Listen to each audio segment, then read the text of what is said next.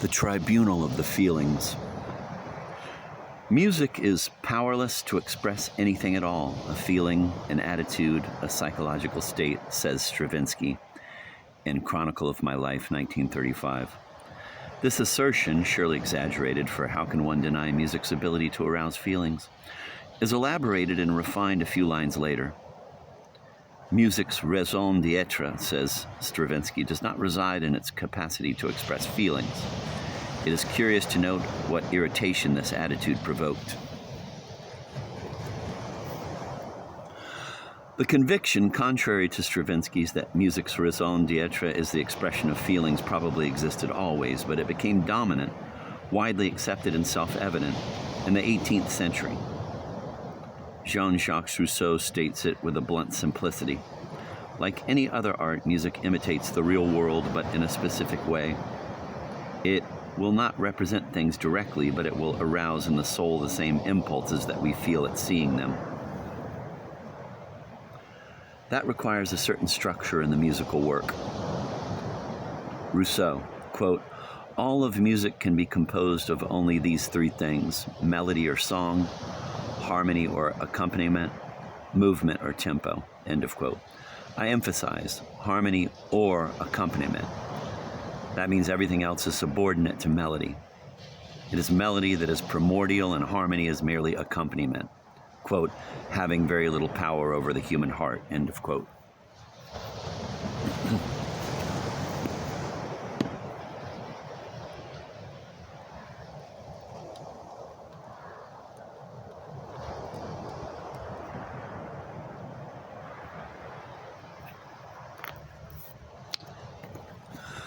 The doctrine of socialist realism, which 2 centuries later was to muzzle Russian music for over half a century, asserted this same thing. Quote, "Formalist," end of quote, composers were berated for neglecting melody. The chief ideologue, Zhdanov, was indignant because their music could not be whistled on the way out of the concert. They were exhorted to express, quote, "the whole range of human feelings," end of quote. Modern music from Debussy on was denounced for its inability to do so. Music's faculty for expressing the feelings reality arouses in man gave it, quote, "realism," end of quote. Just as Rousseau said, socialist realism in music, the principles of the second half transformed into dogmas to block modernism.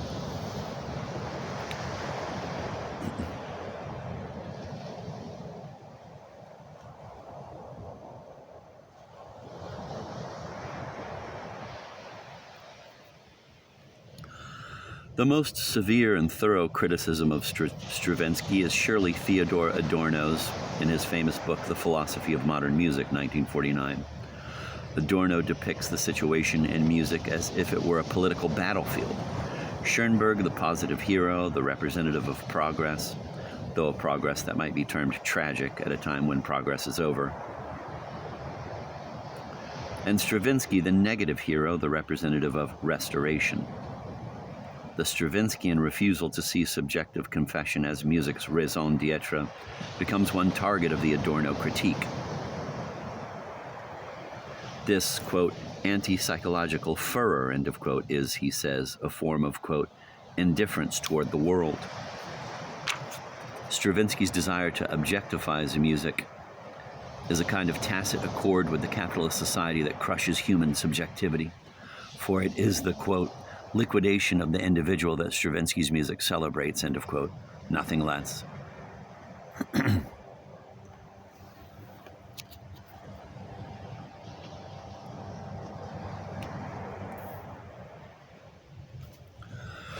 Ernest Ansermet, an excellent musician and conductor and one of the foremost performers of Stravinsky's work, one of my most faithful and devoted friends, says Stravinsky in Chronicle of My Life, later became his implacable critic. His objections are fundamental. They are concerned with, quote, "music's raison d'être," end of quote.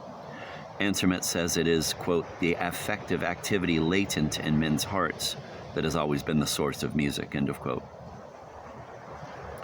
The, quote, "ethical essence," end of quote, of music lies in the expression of that, quote, "affective activity," end of quote. With Stravinsky, who, quote, "refuses to invest his person in the act of musical expression," end of quote. Music, quote, thereby ceases to be an aesthetic expression of the human ethic, end of quote. Thus, for instance, quote, his mass is not the expression of the mass, but its portrayal, which might just as well have been written by an irreligious musician, end of quote. And which consequently provides only a, quote, ready-made religiosity, end of quote. By thus undercutting the true raison d'etre of music by substituting portrayals for religious avowal, Stravinsky fails in nothing less than his ethical obligation.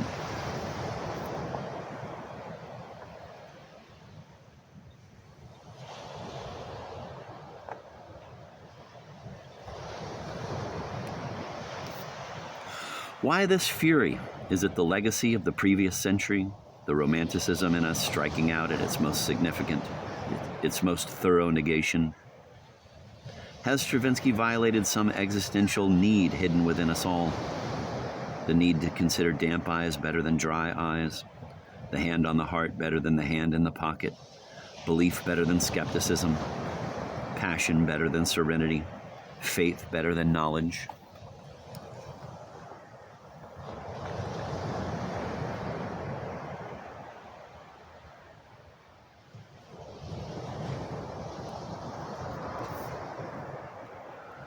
Answermet proceeds from criticism of the music to criticism of its author. If Stravinsky, quote, neither made nor tried to make his music an act of self-expression, it's not out of free choice, but out of a kind of limitation in his nature, a lack of autonomy in his affective activity, not to speak of his poverty of heart, a heart that will stay poor until it has something to love, end of quote. Damn. What did Answermet, that most faithful friend, know about Stravinsky's poverty of heart? What did he, that most devoted friend, know about Stravinsky's capacity to love?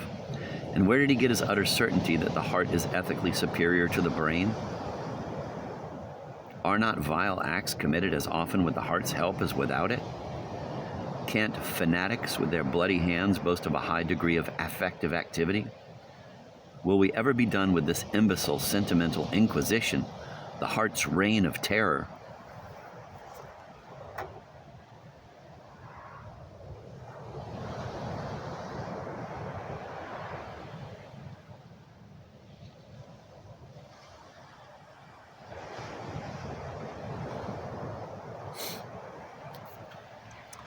What is superficial and what is profound? The soldiers of the heart assail Stravinsky, or else in an effect.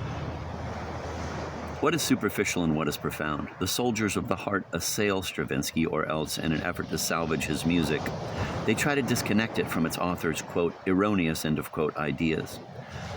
That noble determination to salvage the music of composers who might have too little heart occurs quite often with regard to the musicians of the first half, including Bach. Quote,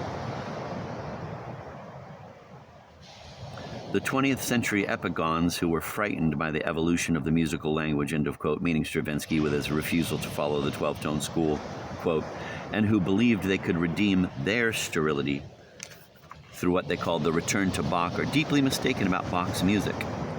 They had the effrontery to represent it as objective, absolute music with none but a purely musical meaning. Only mechanical performances in a certain period of craven purism could give the impression that Bach's instrumental music is not subjective and expressive, end of quote. I have emphasized the terms that show the passionate quality of this 1963 text by Antoine Golea.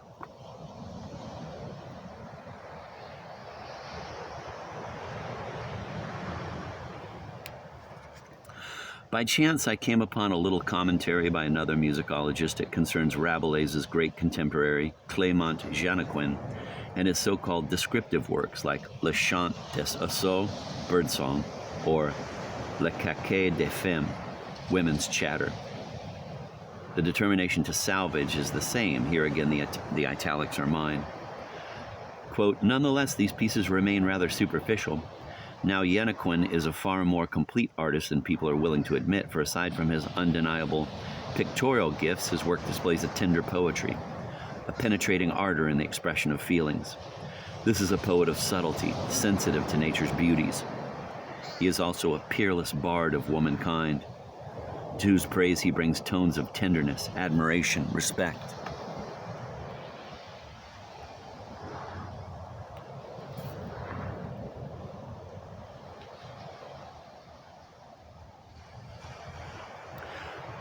End of quote. Note the vocabulary. The poles of good and evil are designated by the adjective superficial and its understood contrary, profound. But are Jannequin's descriptive compositions actually superficial? In these few works, Jannequin transcribes non-musical sounds, birdsong, women's chatter, the racket of the streets, the sounds of a hunt or a battle, and so on, by musical means, choral singing. That description is worked out polyphonically. The union of naturalistic imitation, which provides Jannequin with some wonderful new sonorities, and erudite polyphony, a union, that is, of two nearly incompatible extremes, is fascinating. This is an art that is elegant, playful, joyous, and full of humor.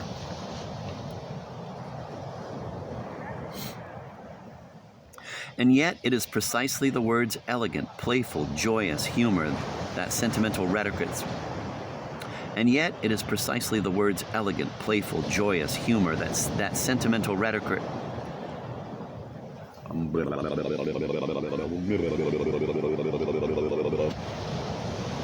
And yet it is precisely the words elegant, playful, joyous, humor, that sentimental rhetoric sets in opposition to the profound.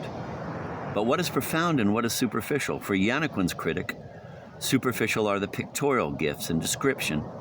Profound are the penetrating ardor in the expression of feelings, and the tones of tenderness, admiration, respect for womankind.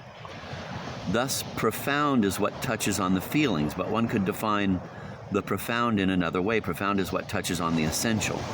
The problem Jannequin touches on in his compositions is the fundamental ontological problem of music, the problem of the relation between noise and musical sound.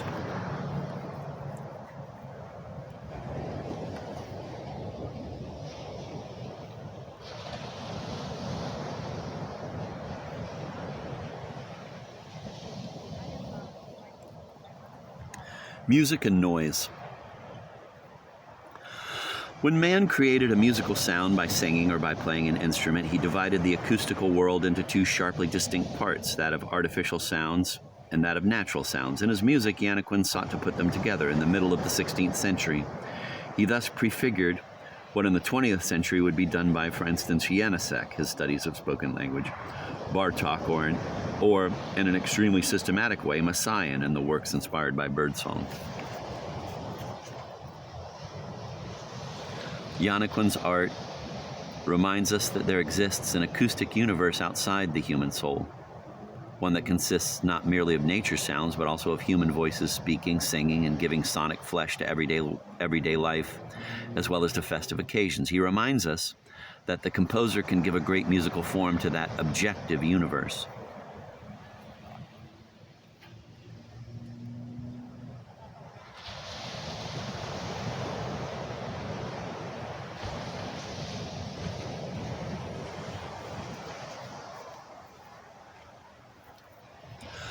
One of Janáček's most original compositions, the 70,000, 1909, a piece for men's chorus about the fate of the Silesian miners.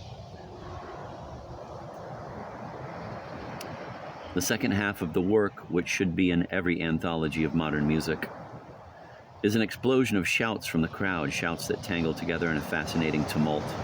A composition that, despite its amazing dramatic emotional charge, comes curiously close to the madrigals that, in Jannequin's time, turned the street cries of Paris and London into music.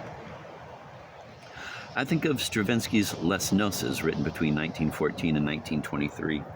A portrayal, the term Ansermet uses as a pejorative is actually quite appropriate, of a village wedding. We hear songs, noises, speeches, shouts, calls, monologues, joking, a tumult of voices prefigured by Janáček, accompanied by an orchestration for pianos and percussion of fascinating harshness, which prefigures Bartók.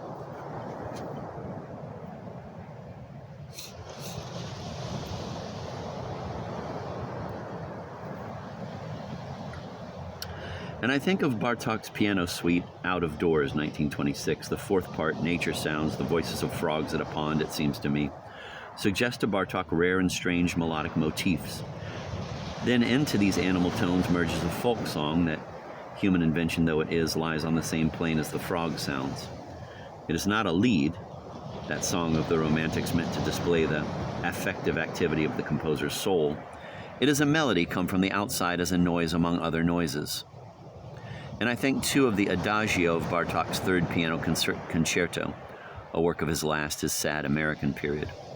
The hyper-subjective theme, ineffably melancholy, alternates with a second, this one hyper-objective, which incidentally recalls the fourth part of the Out of Doors suite, as if a soul's sorrow could find consolation only in the non-sentience of nature.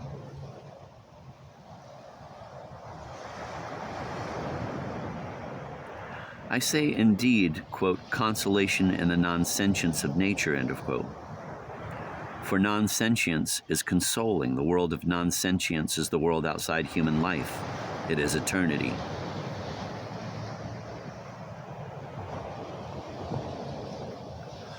Quote, it is the sea gone off with the sun, end of quote, Rimbaud. I remember the gloomy years I spent in Bohemia early in the Russian occupation. I fell in love then with Varese and Xenakis. Those pictures of sound words that were objective but non-existent spoke to me of a life freed of human subjectivity, aggressive and burdensome. They spoke of the sweetly non-human beauty of the world before or after mankind moved through it.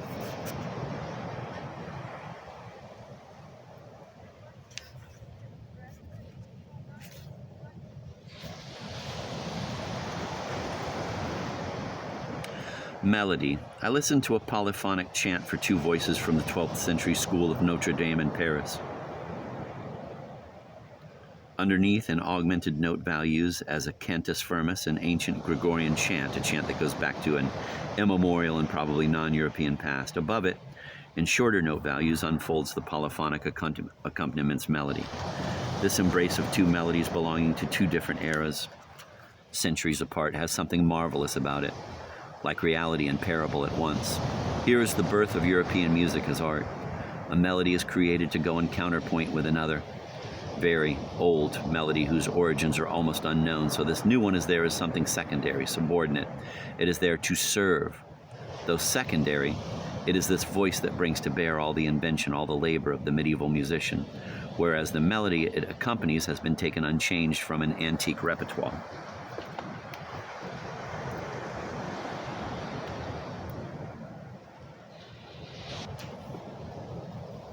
This old polyphonic composition delights me. The new melody on top is long, unending, and unmemorizable. It is not the product of some sudden inspiration. It did not spring forth as the direct expression of some state of mind. It has the quality of an elaboration, a craftsman's work of ornamentation, a work done not to let the artist open his soul, show his affective activity, to use Ansermet's term, but to let him in all humility embellish a liturgy.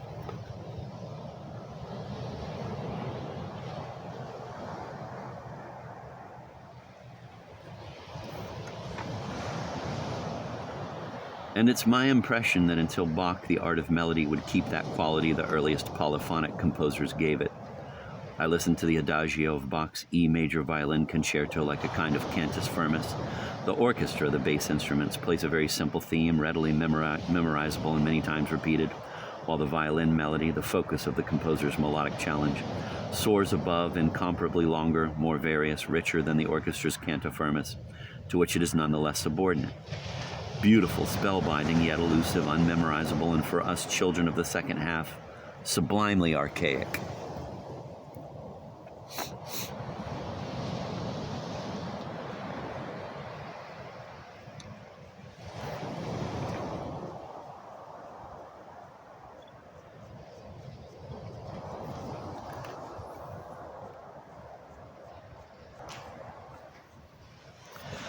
The situation changes with the dawn of the classical. Composition loses its polyphonic nature, and the sonority of the accompaniment harmonies, the autonomy of the various singular voices disappears, and disappears still more as the great innovation of the second half, the symphonic orchestra with its thickness of sound, gains prominence. The melody that was secondary, subordinate, becomes the main point in composition, and dominates musical structure, which incidentally undergoes a complete transformation.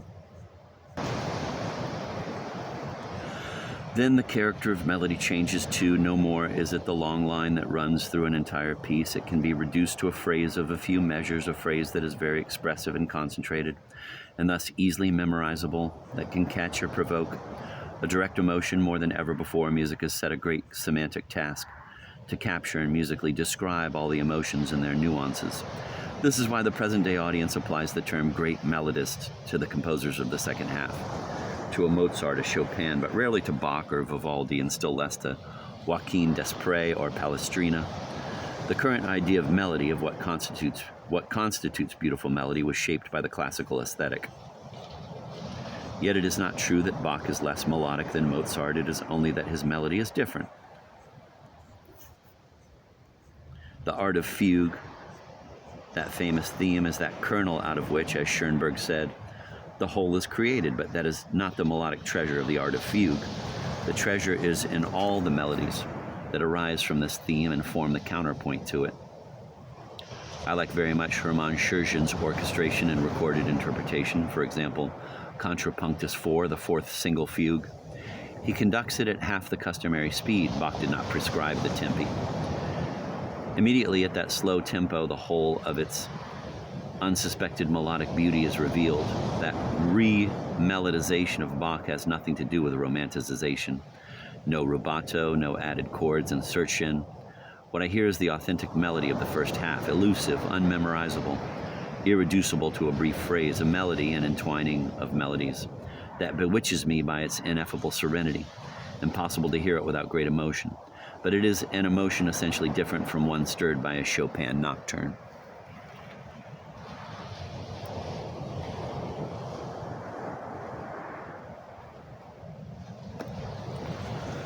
As if behind the art of melody there hid two possible intentionalities, contrary to one another, as if a Bach fugue, by bringing us to contemplate a beauty of being that is outside the subjective, aimed to make us forget our moods, our passions and pains, ourselves, and as if, on the other hand, romantic melody aimed to make us plunge into ourselves, feel the self with a terrible intensity, and forget everything outside.